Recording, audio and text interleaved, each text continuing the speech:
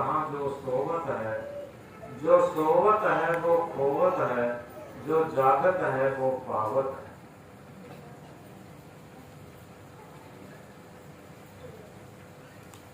यथार्थ में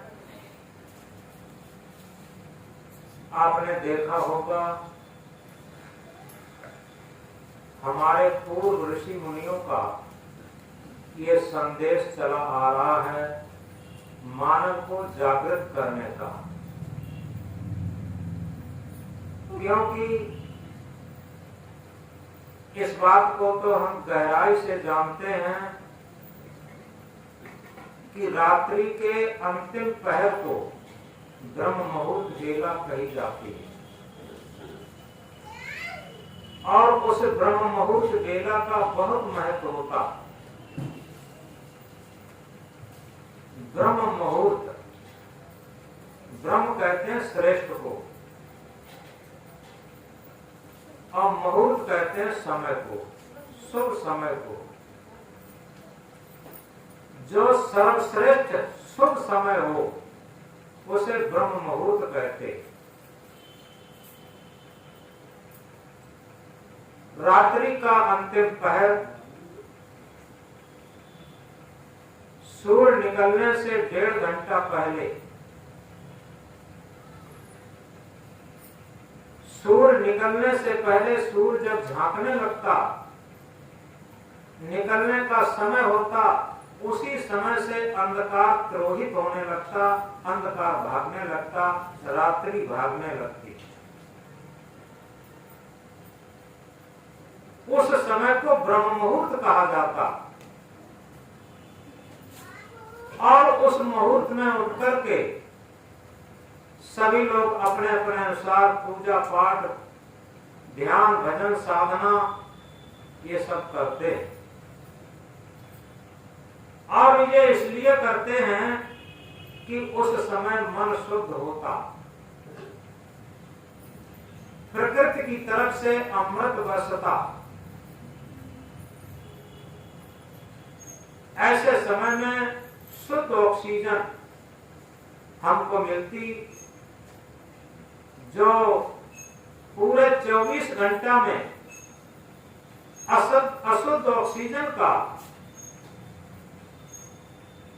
हमारे शरीर में एकत्रित होने के बाद जो ब्रह्म मुहूर्त में शुद्ध ऑक्सीजन मिलती है, तो अशुद्ध ऑक्सीजन का प्रभाव खत्म हो जाता।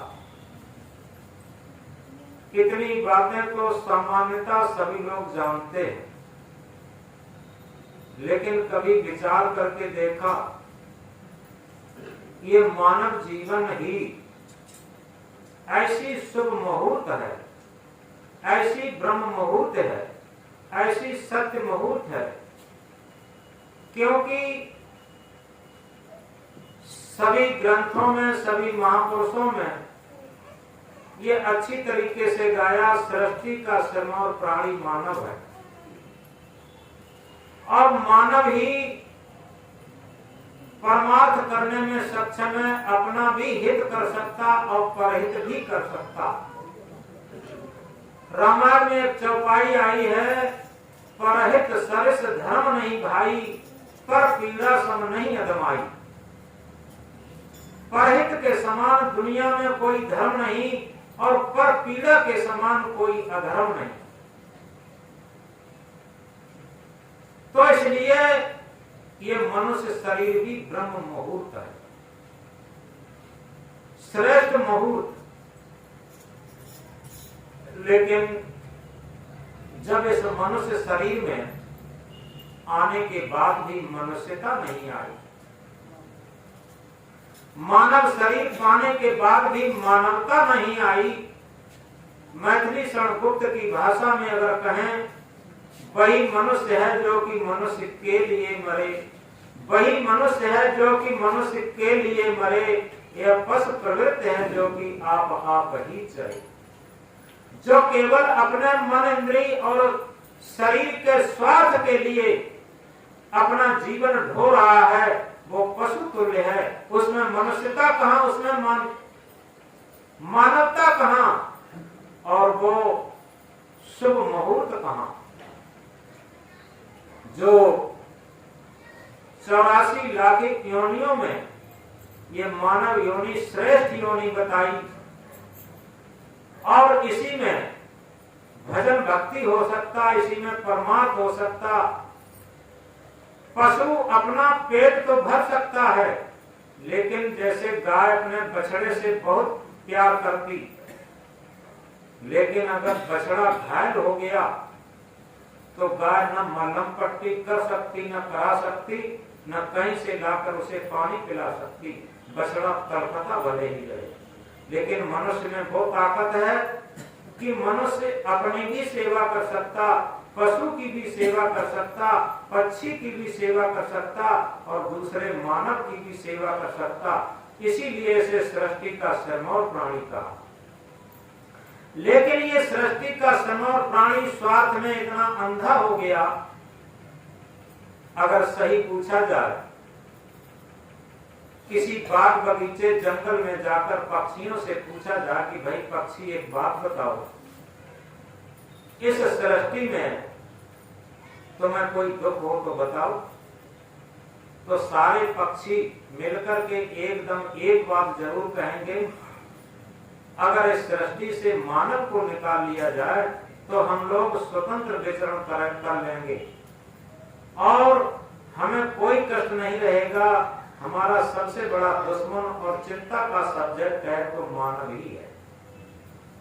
अगर किसी सरोवर के पास जाकर के, किसी झील के पास जाकर के मछलियों से पूछा जाए, जलचरों से पूछा जाए, तो सारे जलचर मिलकर के क्या कहेंगे? उनसे पूछा जाए कि भाई जलचर एक बात बताओ, तुम्हें प्रकृति में अगर कोई कष्ट है तो बताओ, तो सारे जलचर मिलकर के ये कहेंगे अगर सृष्टि से मानव को निकाल लिया जाए, क्योंकि मानव से ही सबसे ज्यादा कष्ट है।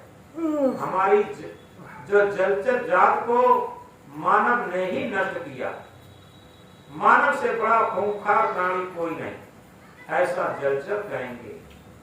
नभचर ने कहा, जलचर ने कहा, और इसके बाद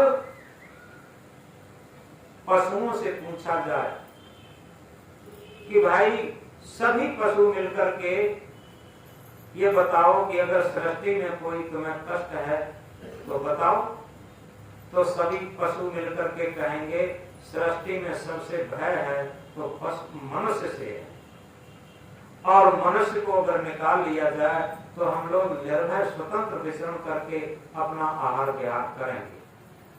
और अगर सृष्टि के सिरमौर प्राणी इस मनुष्य से पूछा जाए कि भाई मनुष्य बताओ सृष्टि में तुम्हें कोई दुख हो तो बताओ, तो मनुष्य न तो ये कहेगा किसी पशु से दुखी है, न ये कहेगा किसी पक्षी से दुखी है, न ये कहेंगे किसी जलचर से दुखी है। मनुष्य क्या कहेगा कि अगर हमें इस सृष्टि में दुख है तो केवल मनुष्य से है। तो इस तरीके से ये विचारणी सब्जेक्ट हो गया है। एक छोटे से परिवार से लेकर के परिवार में कहीं चर्चा हो तो क्या कहेंगे? सास कहेगी हमें बहू से कष्ट है, बहू कहेगी हमें सास से कष्ट है, बेटा कहेगा हमें लड़के से कष्ट है, लड़का कहेगा हमें बाप से कष्ट है। आप बताओ, जहां जहां संपर्क है और जो सबसे निकटतम संपर्क माना जाता, निकटतम संबंध माना जाता, प्रेम का संबंध माना जाता, और वहीं ईर्षा द्वेष की आग धड़क रही है और वहीं सबसे ज्यादा खटक रही है आज। और हम कहते हैं कि हम बहुत विकास के युग में चल रहे हैं और विकास की तरफ जा रहे हैं। तो इस तरीके से ये वही बात है क्या जो अभी हमने एक महामंत्र कहा था, उठ जाग मुसाफिर भोर भई, अब रहने कहां जो सोबत है, जो सोबत है वो खोबत है, जो जागत है वो पावत है। यथार्थ में संत गुरु समझाना चाहते हैं कि ऐ मानव जागो और जाग करके इस असत संसार से भागो,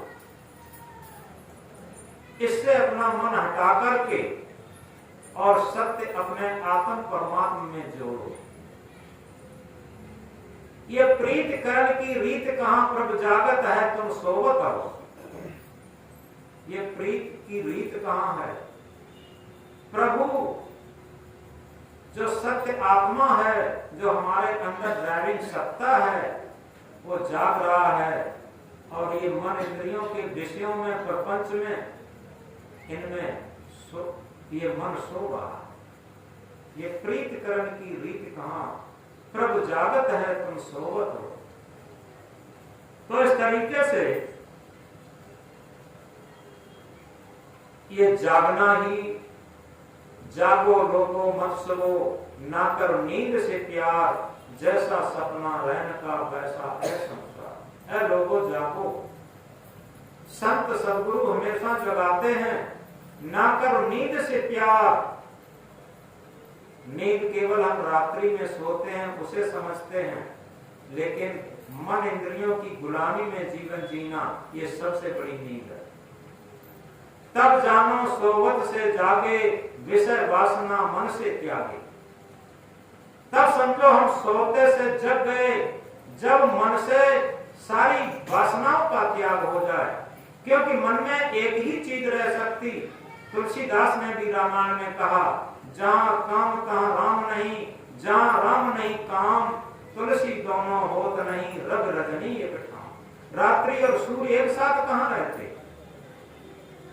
और इसी तरीके से जो मन का अज्ञान अंधकार है और उसके साथ ज्ञान रूपी सूर्य, आत्मज्ञान रूपी सूर्य कहां रह सकता? ये दोनों एक साथ नहीं रह सकते। दो में से एक ही रहेगा। तो इस तरीके से जागने का संदेश हमारे पूर्व ऋषि मुनि संत गुरु हमेशा से देते आए, लेकिन हम जाग नहीं पाए। क्योंकि जागने का वास्तविक आशय यह होता है कि हम अपने वास्तविक धर्म पर आ जाएं। मनुष्य का वास्तविक धर्म मनुष्यता है, मानव का वास्तविक धर्म मानवता है। Humanity is the only religion. मानवता ही केवल धर्म है। जैसे पानी और शीतलता, अग्नि और उष्णता, पृथ्वी और कठोरता, वायु और कोमलता, इसी तरीके से मानव और मानवता। सभी पांच तत्व अपने अपना अपना उनका स्वाभाविक धर्म है। पृथ्वी का धर्म कठोरता, जल का धर्म शीतलता, अग्नि का धर्म उष्णता, वायु का धर्म कोमलता, ये उनके स्वाभाविक धर्म है। ये बाहर से थोपे हुए मत मजहब नहीं है, ये स्वाभाविक धर्म है। इसी प्रकार क्या कभी विचार करके देखा कि मानव का स्वाभाविक और शाश्वत धर्म क्या है? मानव का स्वाभाविक और शाश्वत धर्म है मानवता।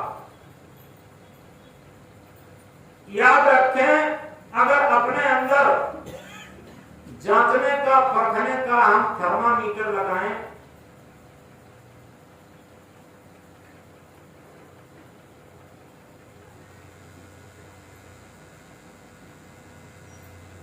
जिस तरीके से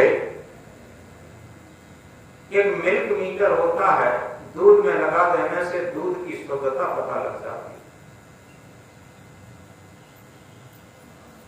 इसी तरीके से एक विवेक मीटर होता है। इसे दोबारा समझें। जिस तरीके से दूध की शुद्धता नापने के लिए एक मिल्क मीटर होता है, दूध में लगाने से दूध की शुद्धता का पता लगता, इसी तरीके से विवेक मीटर होता है जो मानव की शुद्धता नापने के लिए विवेक मीटर लगा दिया जाता। मानव में कितने परसेंटेज में मानवता है ये पता चल जाता। और मानव में यह विवेक मीटर कहीं बाहर से नहीं थोपा जाता। इस बात को और गहराई से समझ लें। दूध को मापने के लिए मीटर बाहर से लगाया जाता, लेकिन मानव की मानवता को नापने के लिए, मानव की जो शाश्वत शुद्धता है उसे मापने के लिए मनुष्य के हृदय में विवेक मीटर होता।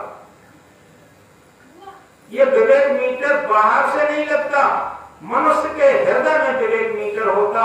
हम मन के तराजू से अपने जीवन को तौलते रहे।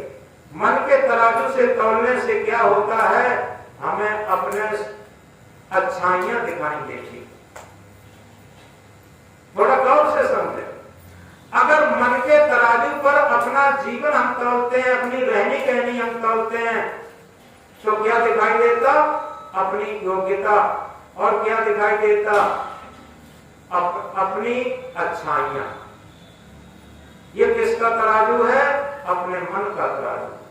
और अगर हृदय के तराजू पर देखते हैं तो हृदय का धर्म कांटा इतना सच्चा धर्म कांटा है, दुनिया के सारे कंप्यूटरीकृत धर्म कांटा फेल हो सकते, दुनिया के सारे कंप्यूटरीकृत धर्म कांटा फेल हो सकते हैं, लेकिन हृदय का धर्म कांटा कभी फेल नहीं हो सकता।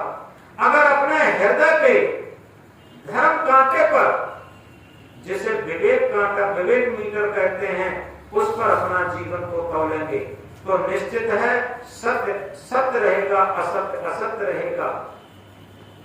जितना भी परसेंटेज में मेरे अंदर मानवता है वो साफ नजर आ जाएगी। इसको दूसरे शब्दों में कहते हैं, सदगुरु देख लो अपने दिल के अंदर, तुमसे कोई भी पर्दा नहीं। सदगुरु देख लो अपने दिल के अंदर, तुमसे कोई भी पर्दा नहीं है। ये सच्चा सदगुरु हमारी सत्य आत्मा है। आत्मा रूपी सदगुरु अगर सही तरीके से अपने दिल के धर्म कांटे पर हमारी मन की स्थिति को, इंद्रियों की स्थिति को, हमारे व्यवहारिक स्थिति को देखता है तो निश्चित है इसमें जितनी भी बनावट, मिलावट और दिखावट होगी वो सब साफ नजर आ जाएगी। हृदय के धर्म कांटे के समान आज तक कोई सच्चा विवेक मीटर पैदा नहीं हुआ जो हमारे जीवन को सच्चाई से तौल सके। तो इस प्रकार हम कह रहे थे, जागो लोगो मत सोओ, ना कर नींद से प्यार। हम नींद से प्यार कर रहे हैं। नींद क्या है, मन इंद्रियों की गुलामी नींद है, और आत्मा के तल पर जीवन जीना ये जागृत अवस्था है। हम जीवन में जितना आत्मा के तल पर जीवन जी रहे हैं वो हम जग रहे हैं, जाग रहे हैं, यही है जागना। और जितना मन इंद्रियों की गुलामी में जीवन घसीट रहा है वही हम सो रहे हैं। तो इस तरीके से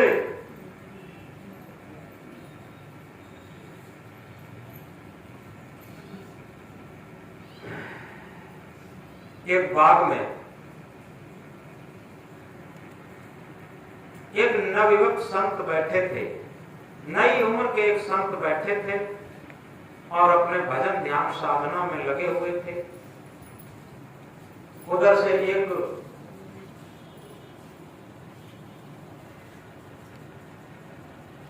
एक महिला का आगमन हुआ। महिला ने एक नई उम्र के साधु को देख करके आश्चर्य प्रकट किया। उसके मन में डाउट हुआ, संदेह हुआ। उसने कहा, निश्चित ही ये नई उम्र का महात्मा या तो आलसी होगा, जिसके बुते काम धंधा नहीं हुआ होगा, अब ये इसके घर में कुछ होगा नहीं, पेट पालने के लिए हो गया होगा। तो उस बाग में उस पेड़ के नीचे बैठे हुए संत से उस महिला ने कहा, महात्मा जी आपसे हम कोई बात पूछ सकते? महात्मा जी ने कहा, हाँ बहन जी पूछ सकती हो। तो उस महिला ने कहा कि संत जी आपसे मैं ये पूछना चाहता हूं कि आपके कहीं कोई घर घाट नहीं था? संत ने कहा, हाँ हमारे घर घाट था। कि आप पढ़े लिखे नहीं थे? कि हाँ हम पढ़े लिखे थे। कि आप घर में कोई माता पिता भाई बाबस नहीं थे? क्या हमारे घर में माता पिता भाई बाबस सब थे। कि आपके घर में खेती बाड़ी या बिजनेस व्यापार कुछ नहीं था? कि हाँ, हमारे घर में खेती बाड़ी बिजनेस व्यापार सब था।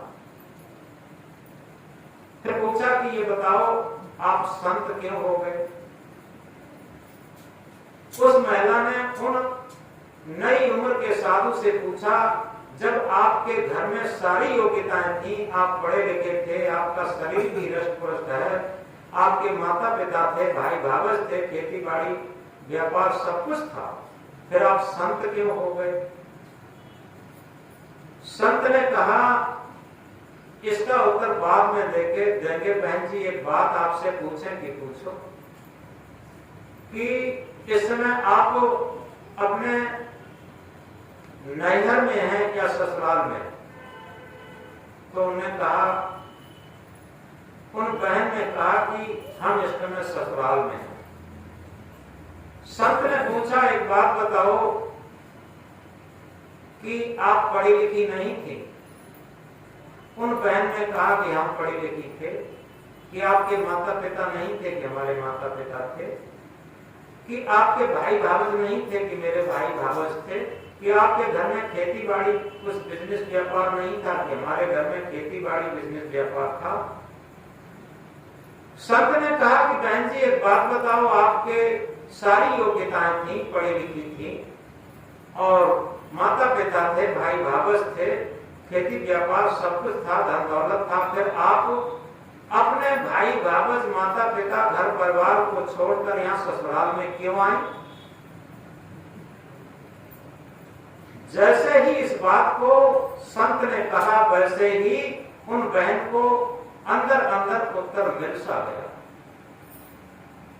संत ने कहा कि जैसे आप क्षणिक सांसारिक सुख के लिए अपने माता पिता, भाई बाबस और खेती बाड़ी सब छोड़ करके, घर परिवार सब छोड़ करके ससुराल में चली आई, और इसी तरीके से अगर हम शाश्वत सुख के लिए, शाश्वत शांति के लिए और अपने जीवन की जागृति के लिए और सच्चे आत्म परमात्मा की स्थिति के लिए माता पिता, धन दौलत, घर परिवार, भाई बाबस, खेती बाड़ी, बिजनेस व्यापार सब छोड़ करके अगर चले आए हों, तो बताइए कौन सी हमने भूल कर दी, कौन सी गलती कर दी?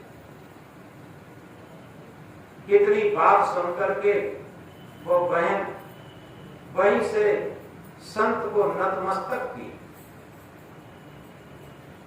जमीन पर सब झुका लिया और मन मन में कुछ शर्मिंदा सी हो गई। फिर संत ने एक बात और पूछी। संत ने कहा कि बहन एक बात पूछना चाहते हैं, आपको अगर दूध दे दिया जाए तो दूध में से तुम घी बनाना जानती हो? कि हाँ, हम दूध में से घी बनाना जानती हैं। दूध को जमा दिया जाता, दही बन जाता, और दही को मथ करके नैनी बन जाती, और नैनी को जब तपाया जाता तब घी बन जाता। ऐसे हम दूध में से घी बनाना जानते हैं। संत ने पूछा, क्या तुम आटा दाल रोटी दे दिया जाए, वो आटा दाल साग सब्जी दे दिया जाए और दूध चीनी चावल दे दिया जाए, तो खीर और पूरी पकवान बनाना जानती हो? कि हाँ, ये खीर पूरी पकवान बनाना हम जानते हैं। और संत ने कहा, एक बात बताओ बहन जी, क्या तुम जब दूध में से घी बनाना जानती हो, आटा में से रोटी बनाना जानती हो, दूध चावल में से खीर बनाना जानती हो, लेकिन एक बात बनाना जानती हो कि सुख में से दुख बनाना जानती हो, वो दुख में से सुख बनाना जानती हो? बहन ने कहा कि संत जी, दुख में से सुख बनाना हम नहीं जानते।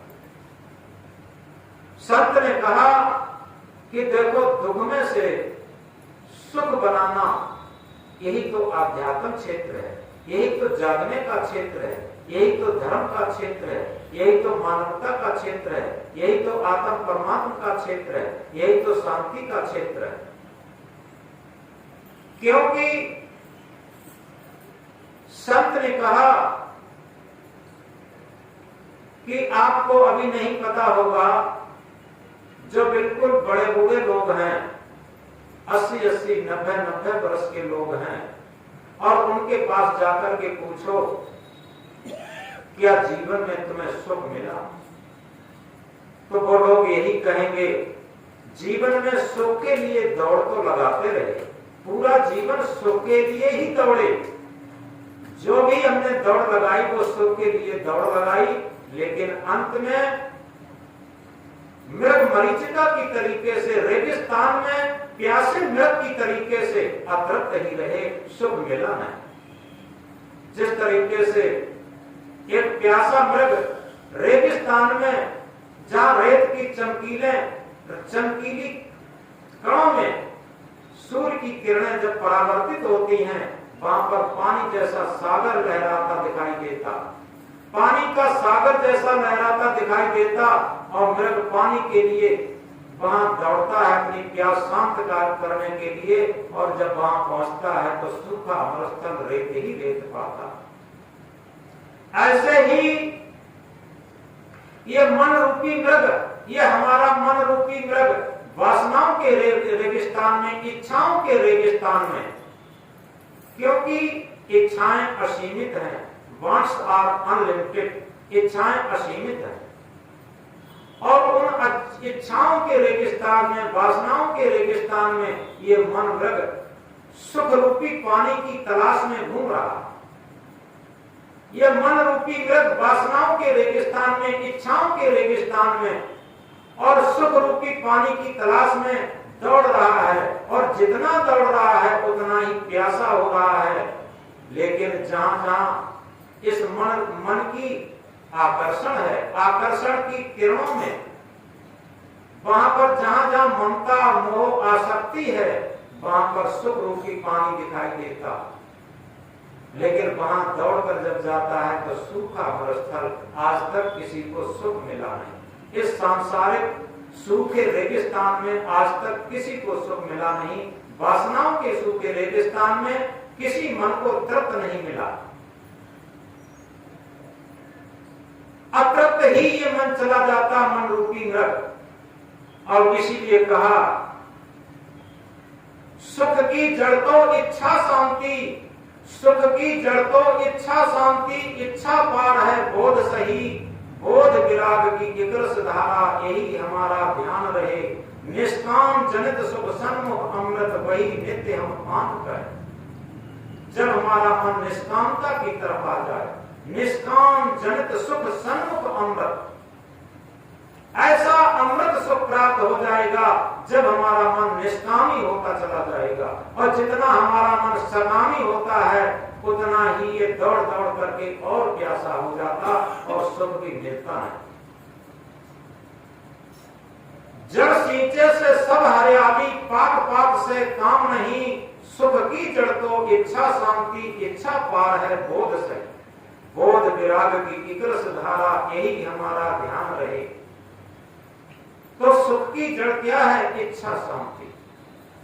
यथार्थ में जो हमारी मन की अनंतों इच्छा रूपी ज्वाला धधक रही है, जब तक इच्छाओं को शांत नहीं करेंगे, क्योंकि कारण के शांत करने से कार्य शांत हो जाता, कारण कार्य की कठोर व्यवस्था होती है। कहीं पर बहुत तेज धुआं उड़ रहा हो और आप समझ सकते हैं वहां कहीं आग जल रही है, और उस धुएं को शांत करने के लिए हमें आग को शांत करना पड़ेगा।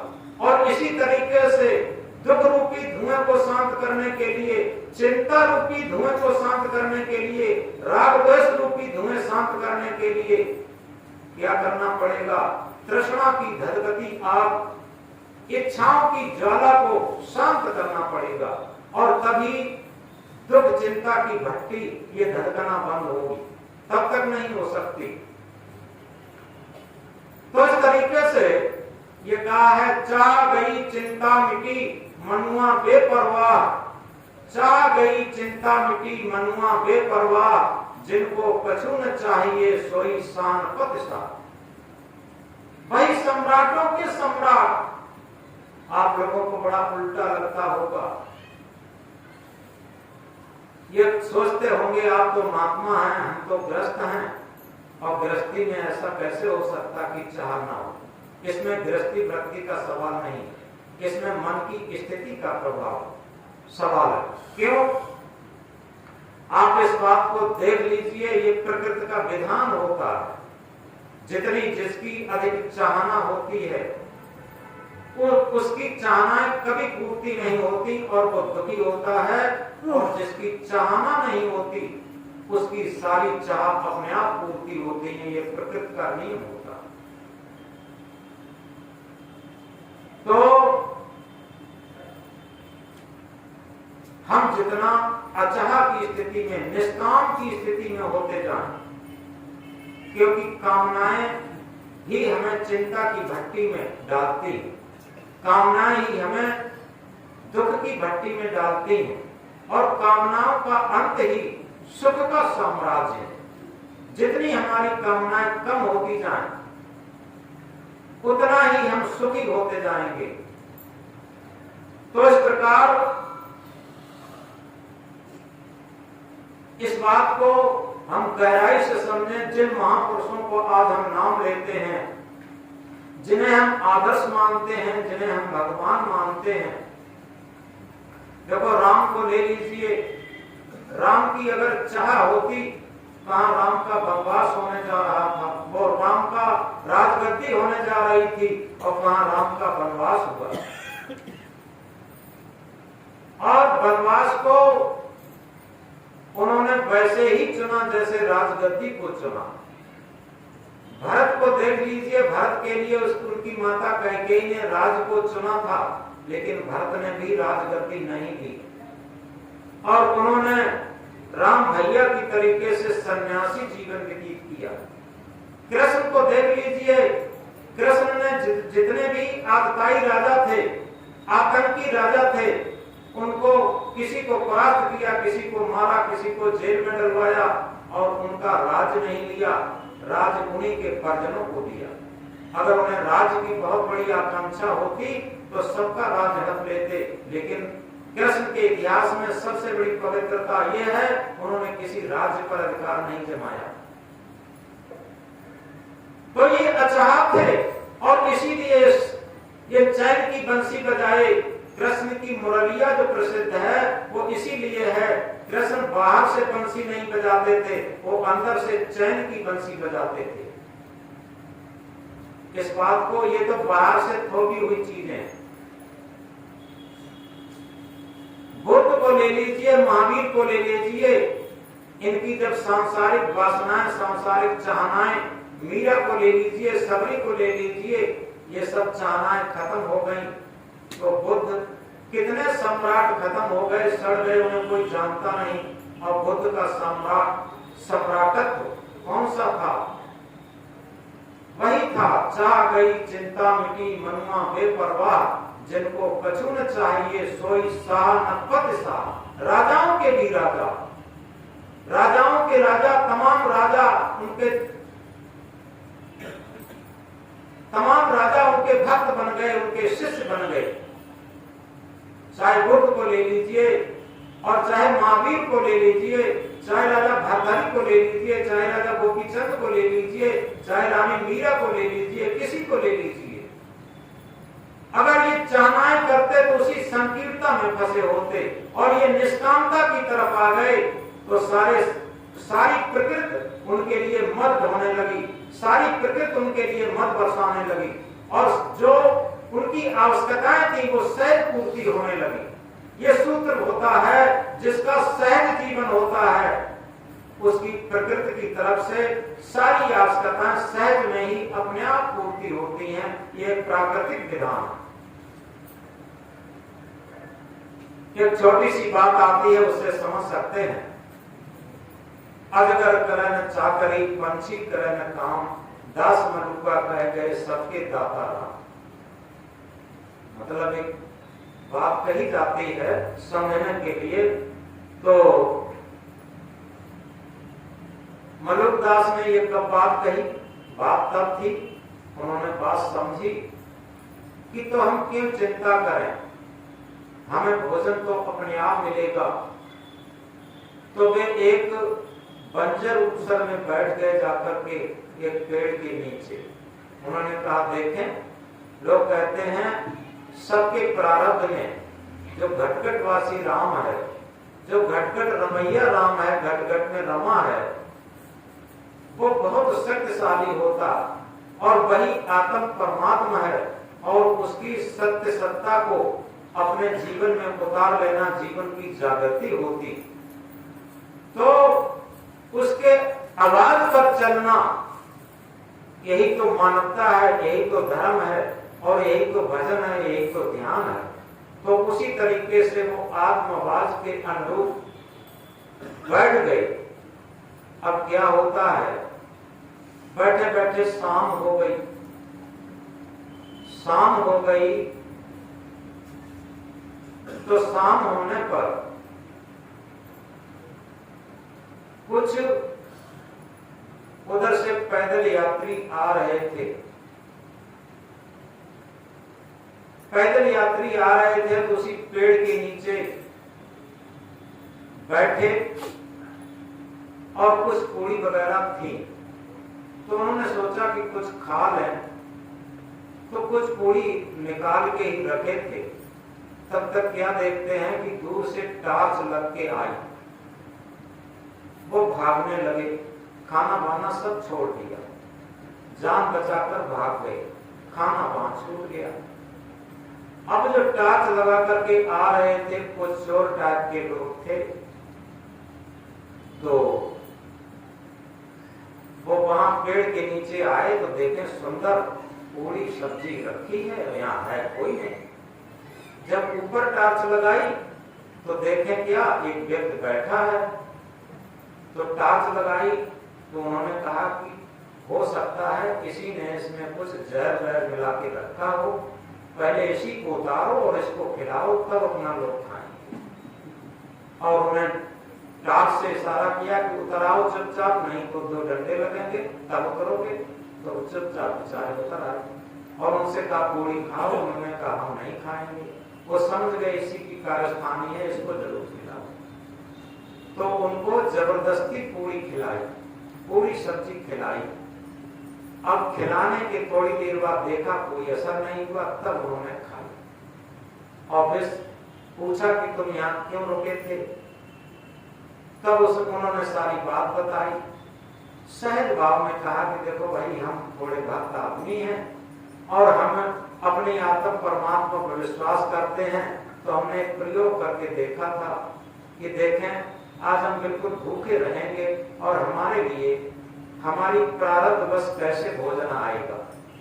तो अपने आप क्या हुआ कि यहाँ पर 2 यात्री आए थे और वो कुछ खाना चाहते थे, लेकिन तुम लोगों को देख करके वो भाग गए और तुम लोगों की डर से ही हम ऊपर चढ़ गए। और जब तुम लोगों ने हमें बुलाया आ गए, लेकिन हम खाना नहीं चाहते थे। आप लोग भयभीत हुए कहीं इसमें जहर ना मिला हो, इसलिए मुझे खिलाया पहले। देखो किस तरीके से मुझे भोजन खिलाया गया। तो इस तरीके से ये मत सोचें कि कैसे क्या होगा अगर सही माने में हम जिस आत्म परमात्मा को मानते हैं, जिस संत सदगुरु को मानते हैं, अगर मेरा मन समर्पित हो जाता है तो पूरी प्रकृति मेरी मदद करने को तैयार हो जाती। ये नियम और सिद्धांत होता। और अगर हम अहंकार में होते हैं, हम सोचते हैं कि हम ये कर लेंगे, तो अहंकार तो देखो रावण का भी नहीं चला, जो 4 वेदों का जिसने टीका किया था, बहुत पढ़ा लिखा था। ये बहुत लंका बताते हैं सोने की थी, सोने की लंका न हो, लेकिन प्रचुर मात्रा में सोना और धन था वहां लंका में। कुबेर इसका बड़ा भाई था और इसने छल कपट करके मंत्रिमंडल से जबरदस्ती धन ले लिया था। ये पुलस्त का नाती थे, विश्रवा का पुत्र था। ये विश्रवा ब्राह्मण थे और कैकसी इसकी माता राक्षसी कुल की थी, इसलिए ये राक्षस भी कहलाया और पंडित भी कहलाया। ये इतना अहंकारी था, लेकिन क्या हाल हुआ उसका पता नहीं हुआ। दुर्योधन को देख लीजिए, कंस को देख लीजिए, इतिहास उठा के देख लिए, बड़े बड़े राजा महाराजा आए और जितने अहंकारी थे वो यहाँ से ऐसे चले गए, समूल नष्ट हो गए। आज आदर से उनका कोई नाम ही लेने वाला नहीं। किकलक भूत सवालक नाभि तारागढ़ दिया नपाती। तो इस तरीके से और जो प्रकृति के संबंध में होता है, एक सत्य घटना समझाएं, समझ में आएगी बात। एक लड़का था, किशोरावस्था में ही प्रवेश कर पाया था और उसके माता पिता किसी बीमारी में गर्भ से एक एक करके चले गए। अब वो किशोरावस्था में बालक था, बहुत गरीब था और अपने पेट पालना के लिए मजदूरी करने लगा। बहुत थोड़ा पढ़ पाया था, तब तक उसके माता पिता चल बसे और वो मजदूरी करने एक शहर में जाने लगा और ये मकान बनाने में जो मजदूरी का काम होता है, ईटा सीमेंट का, वो करने लगा। एक दिन देखो क्या होता है प्रकृति में। लौट के आ रहा था, उसका एक्सीडेंट हो गया। जब एक्सीडेंट हो गया, पुलिस ने उसे एम्बुलेंस से उठा करके और किसी अस्पताल में भर्ती करा दिया। 24 घंटे के बाद उसे होश जगा। जब होश जगा तो उसने देखा हमारे हाथ पैर सब टूटे फटे और हम एक अस्पताल में भर्ती हैं। ये उसने देखा। जब डॉक्टर उसके पास आए तो उससे जब होश जगा तो डॉक्टर ने पूछा, भाई तुम्हारा पता क्या है? उसने पता बताया।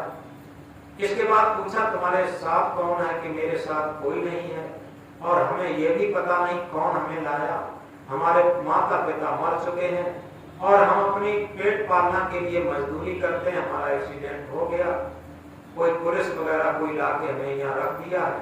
ये सब बात बताई और डॉक्टर साहब आप ही हमारे भगवान हैं, आप ही हमारे माता पिता हैं, आप ही हमारे सब कुछ हैं। डॉक्टर दयालु प्रकृति था, उसका अच्छा इलाज चलने लगा और उस डॉक्टर ने संपर्क साध करके बड़े शहर में उसके परिचित डॉक्टर थे, शायद उसके गुरु डॉक्टर रहे होंगे, उनके पास उसे भर्ती करा दिया। वहां उसका अच्छा इलाज चलने लगा बड़े शहर में। अब धीरे धीरे वो काफी कुछ सुधार उसमें हो गया, कुछ ठीक हो गया। एक दिन क्या होता है, संयोग से अमेरिका का एक परिवार आया भारत में भ्रमण करने के लिए और वो लोग किराए की अच्छी गाड़ी करके घूमते हैं यहाँ अपने यहाँ। तो घूम रहे थे, अचानक उन्हें याद आई आज अपने बच्चे का बर्थडे है, जन्म दिवस है। बच्चा भी साथ था। उसे बताया कि बेटा आज तुम्हारा बर्थडे है। तो उसने भी समझा कि बर्थडे है, कि पापा क्या होगा। तो माता पिता थोड़े धार्मिक प्रवृत्ति के रहे होंगे, उन्होंने सोचा कि घर पर तो दूसरे तरीके का मनाते थे, अब ऐसा करेंगे किसी अस्पताल में चल करके और मरीजों को अपने बच्चे के बर्थडे पर, बच्चे के जन्म दिवस पर मरीजों को फल बांट देंगे। उन्होंने गाड़ी में कई पेटी फल भरवाए और भरवा करके वो उसी अस्पताल में पहुंचे जिस अस्पताल में वो लड़का भर्ती था।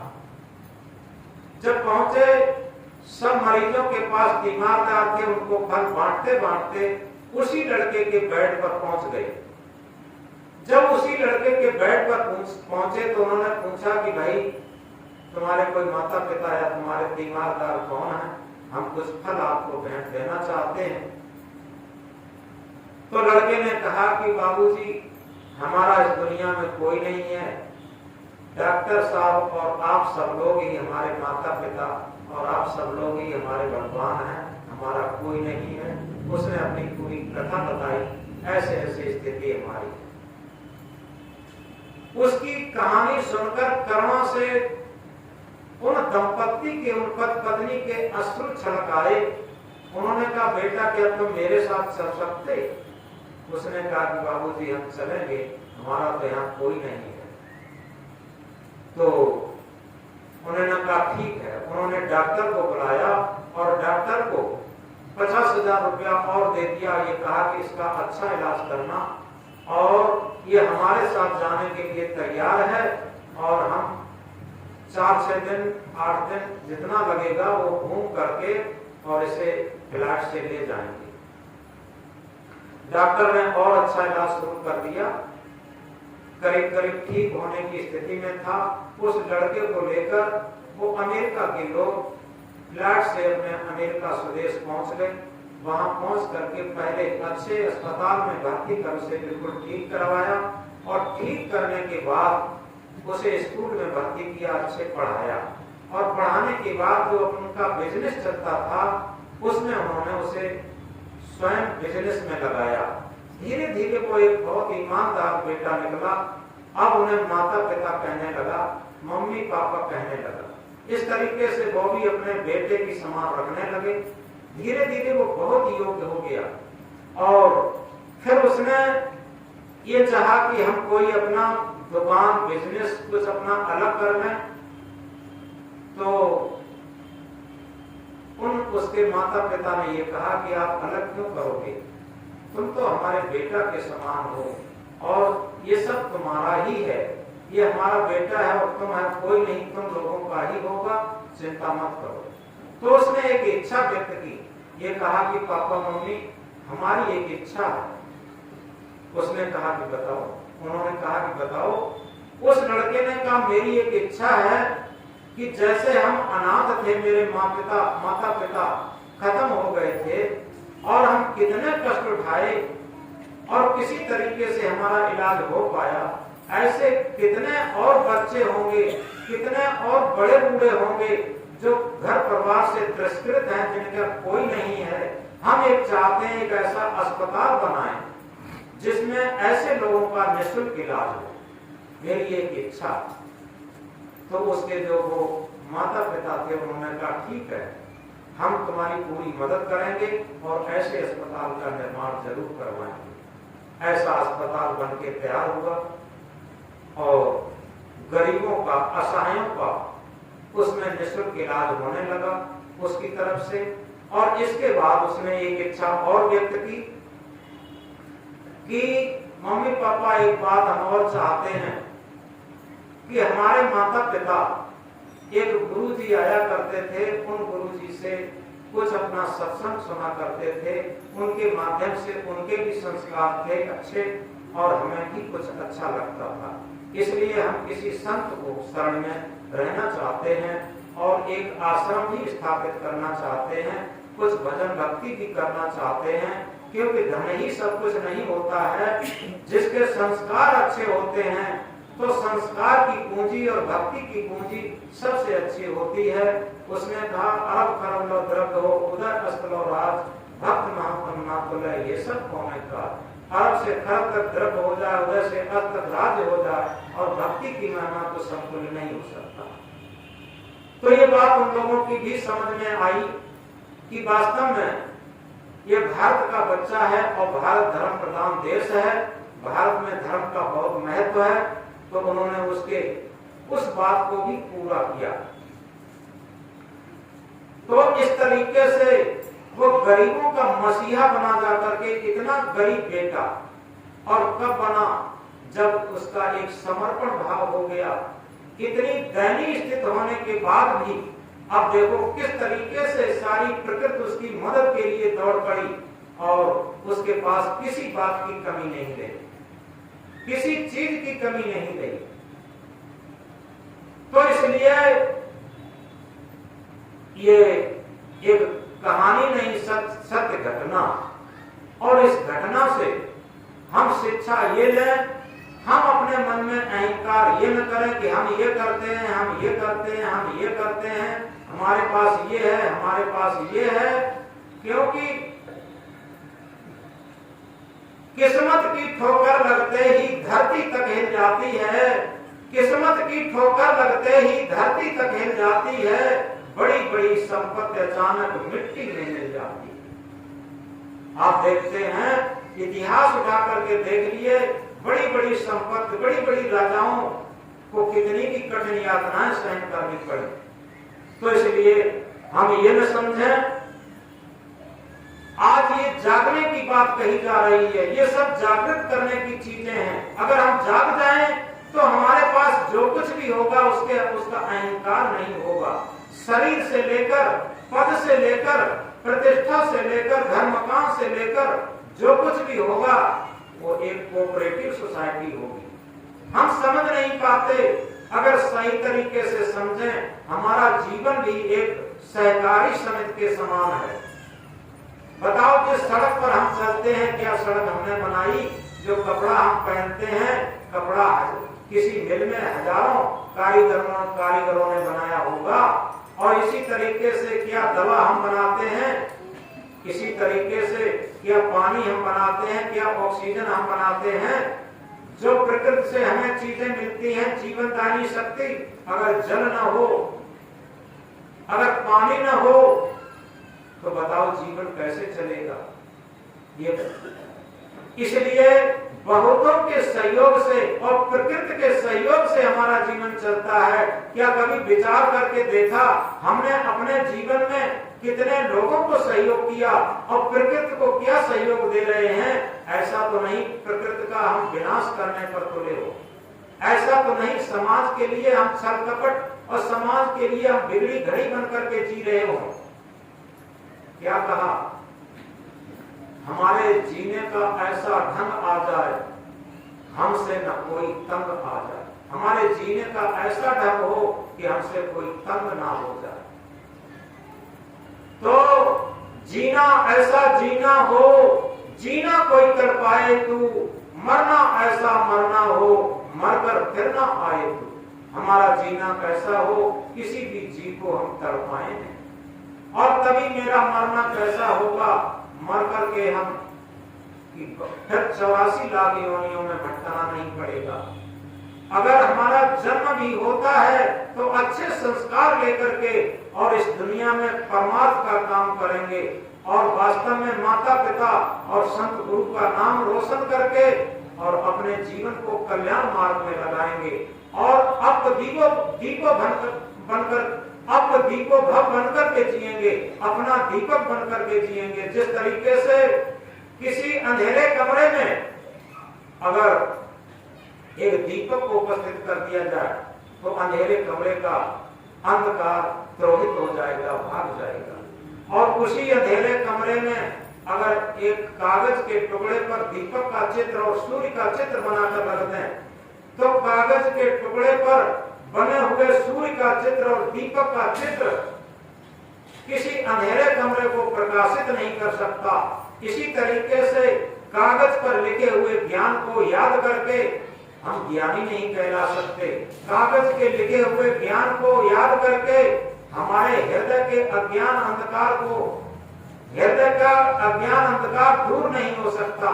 हमारे हृदय का अज्ञान अंधकार तभी दूर होगा जब इसमें विवेक का दीपक जलेगा, ज्ञान का दीपक जलेगा। जिसे सेल्फ नॉलेज कहा, जिसे आत्म ज्ञान कहा।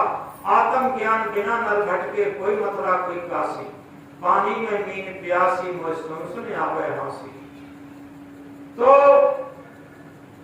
आत्म ज्ञान के दीपक से ही हमारे हृदय के अज्ञान अंधकार को मिटाया जा सकता है, इसका दूसरा उपाय नहीं। और ये कब होगा? जब हम जाग जाएंगे, बिना जागे नहीं।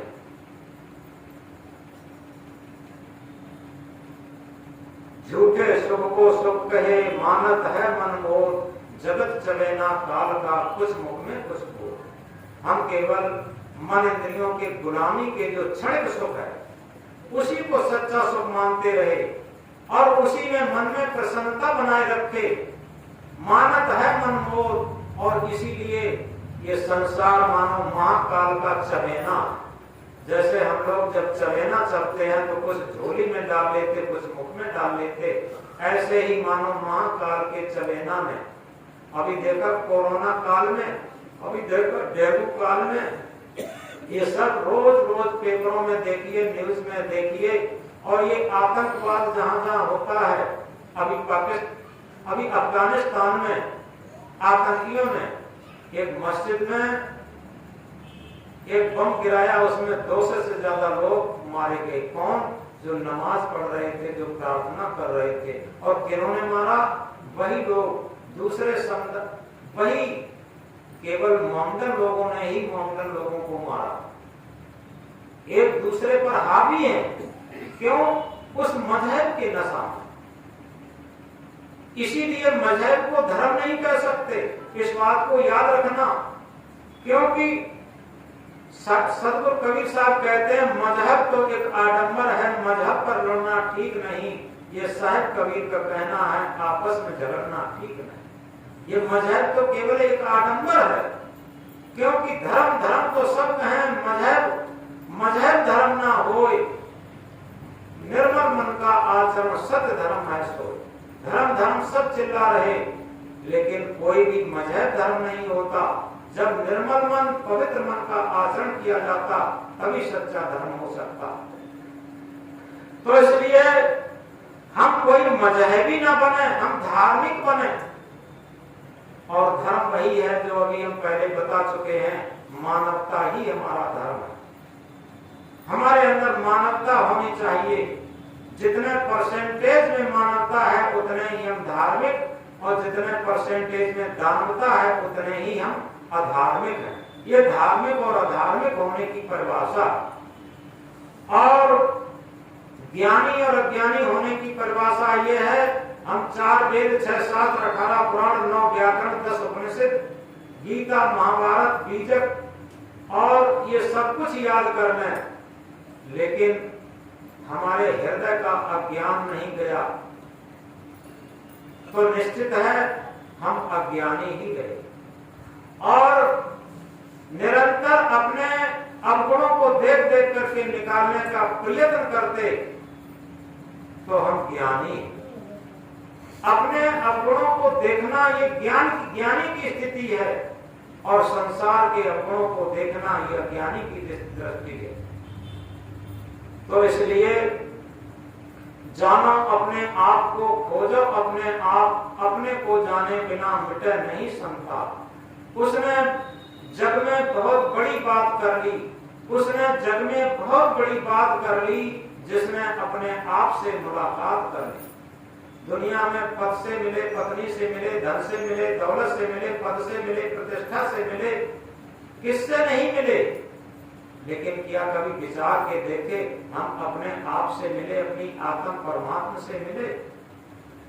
बाहर का मिलना क्या जो मिलकर के फिर छुट जाए, बाहर का मिलना क्या जो मिलकर के फिर छुट जाए, अंदर का मिलना, सच मिलना जो मिला हुआ फिर रह जाए। बात किससे नहीं मिले और सबसे छूटे, और अभी नहीं छूटे तो छूटेंगे। लेकिन कभी ये विचार करके देखा, जो सत्य आत्मा है, इस शरीर की ड्राइविंग सत्य सत्ता है, ब्रह्म सत्ता है, उस सत्ता से कभी मिलके देखे। अगर उससे हम मिलके देखें तो मिला हुआ फिर रह जाए। असीम शांत, असीम मुक्ति, असीम आनंद उस आत्म परमानंद से मिलकर के होता है। तो इसलिए हम अंदर मिलने की यात्रा करें, अंतर्मुखी यात्रा करें। और इसीलिए सदगुरु ने एक अंतिम महामंत्र में समझाया है कि दौड़त दौड़त दौड़िया जहां तक मन की दौड़, दौड़ थकी मन थिर भया वस्त्र ठौर की ठौर।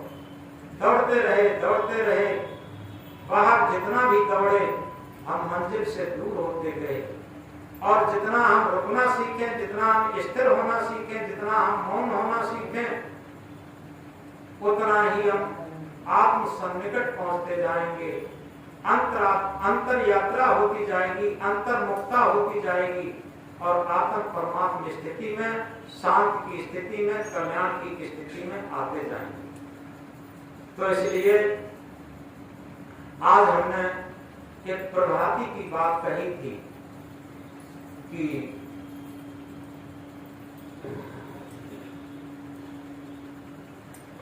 जो सुबह को प्रभाती गाई जाती है, उठ जाग मुसाफिर भोर भई, अब रैन कहाँ जो सोवत है, जो सोवत है वो खोवत है, जो जागत है वो पावत है।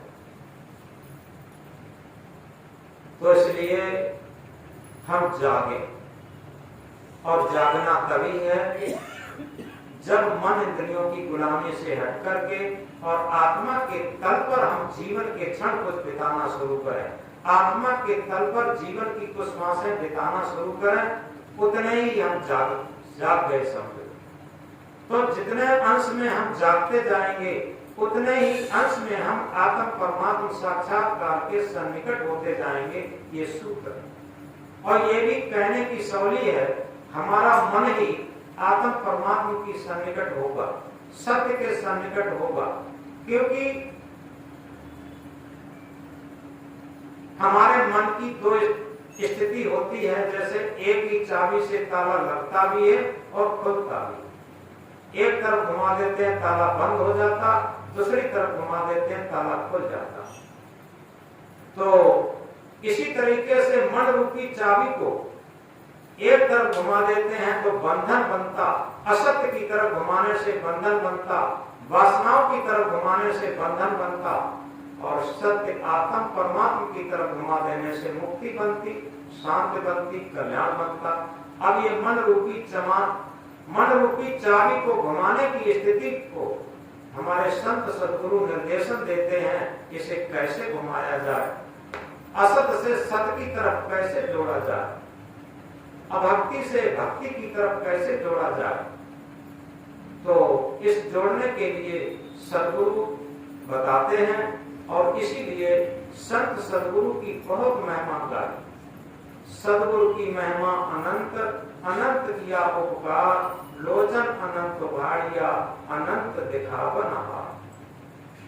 तो हमने इस महामंत्र पर उठ जाग मुसाफिर भोर भई, अब रैन कहाँ जो सोवत है, जो सोवत है वो खोवत है, जो जागत है वो पावत है। बोलो सद्गुरुदेव की।